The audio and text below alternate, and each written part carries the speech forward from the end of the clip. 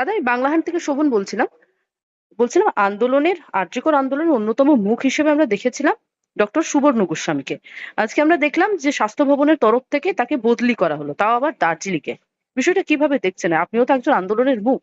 না, আমি যেটা শুনলাম শুধু বদলি নয়, তার সঙ্গে ওনার যে র্যাঙ্ক, সেই র্যাঙ্কটায় পোস্টে না দিয়ে তার থেকে লোয়ার র্যাঙ্কের পোস্টে দিয়েছেন। এটা খুবই দুঃখজনক হুম।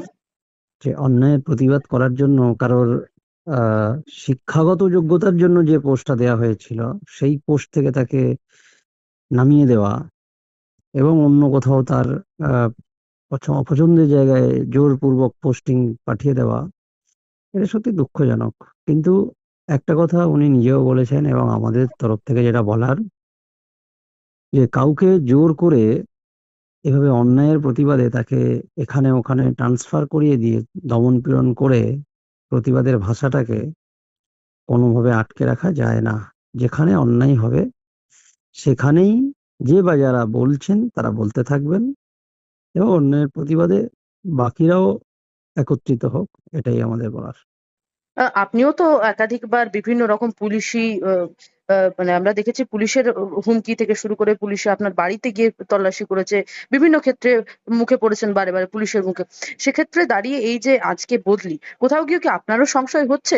যদি কোথাও আবার এরকম একটা জায়গায় বদলি প্লাস যে একটা যোগ্যতার যে শিক্ষাগত যোগ্যতা রয়েছে সেই জায়গা থেকে একটা পদের বদলি হয়ে যাওয়ার সম্ভাবনা, মানে কোথাও কি মনে হচ্ছে, আশঙ্কা দেখছেন? না, না, আশঙ্কার কোনো জায়গা নেই। কারণ কোনো রকমের অন্যায়ের প্রতিবাদ করা, কোনো রকমের আন্দোলন করার, এটা এই ধরনের পুরস্কার খুবই স্বাভাবিক। তো এই ধরনের আঘাত যদি আসে সেটাকে পুরস্কার হিসেবেই দেখা হয়। হুম। তো আমার মনে হয় এই আঘাতগুলোই আহ প্রমাণ করে যে সঠিক কাজ করা হচ্ছে। মানে এটা কি পুরোপুরিভাবে মনে হচ্ছে যে আন্দোলনে থাকা হয়েছিল বলেই কি এই একদম, একদম। এটা নিয়ে কোনো সন্দেহ নেই, এটা নিয়ে কোনো সন্দেহ নেই। ভবিষ্যতে যদি আবার এরকম পরিস্থিতির দেখা যায়, মানে আপনাকে তো বহুবার দেখা গেছে যে বিভিন্ন রকম ভাবে আহ, হেনস্থা করা হয়েছে, সেক্ষেত্রে আন্দোলনের কি রূপরেখা থাকবে সেক্ষেত্রে?